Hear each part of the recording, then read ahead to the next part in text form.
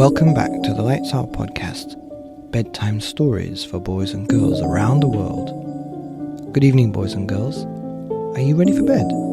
Are you all snuggled up and ready for another Lights Out bedtime story? Well, you're in for a treat tonight, because tonight's story is called The World Champion of Staying Awake by Sean Taylor and Jimmy Liao.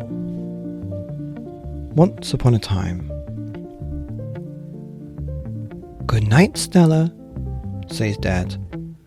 Time to go to bed. But how can Stella go to bed? She still has Cherry Pig, Thunderbolt the Puppet Mouse, and Beanbag Frog to get to sleep. I'm a bit wide awake, snuffles Cherry Pig. I'm a lot wide awake, calls out Thunderbolt. And Beanbag Frog is worse than wide awake. He's going hoppity-hop. Stoppity-stop, says Stella. It's time to go to bed. I'm not going to sleep, calls out Thunderbolt. Sleep is too slow, croaks Beanbag Frog. I'm the world champion of staying awake, says Cherry Pig. But Stella is good at thinking up ways to get them to sleep. So she puts them on her pillow. Can you dream the pillow into something? Asks Cherry Pig. Yes, says Stella. It's a ship, and it is... The pillow ship rocks, the pillow ship sways, the pillow ship sails across the waves. In the deep water under the boat, jellyfish, sharks, and seahorses float. But down in the cabin you'll come to no harm. You'll be warm as a cat sleeping inside a barn. So snuggle your feet, snuggle your knees, and let yourself sway over the seas. Quietly, Stella checks. Cherry Pig is asleep. But Beanbag Frog asks, is jelly made from jellyfish? And Thunderbolt is calling out, the world champion of staying awake is actually me. How am I ever going to get you two to sleep? Sighs Stella. With presents, toys, and fireworks and spicy sausage pizza, suggests Thunderbolt. It's not time for anything like that, Stella tells him. It's time to shut your eyes. I've shut my eyes, but my feet are completely woken up, says Beanbag Frog in a very bouncy voice. So Stella puts them in her shoebox. Can you dream this box into something? Asks Thunderbolt. Yes, says Stella. It's a train, and it's... Outside the air is cold with rain, but it's warm and dry on the midnight train. The silver wheels spin round on the track, and away over there the mountains and back. And as it chugs and clatters and steams, the train will carry you into your dreams.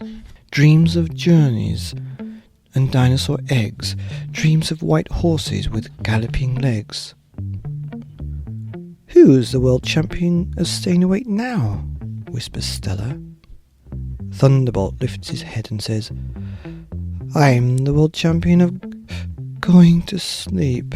Then he closes his eyes.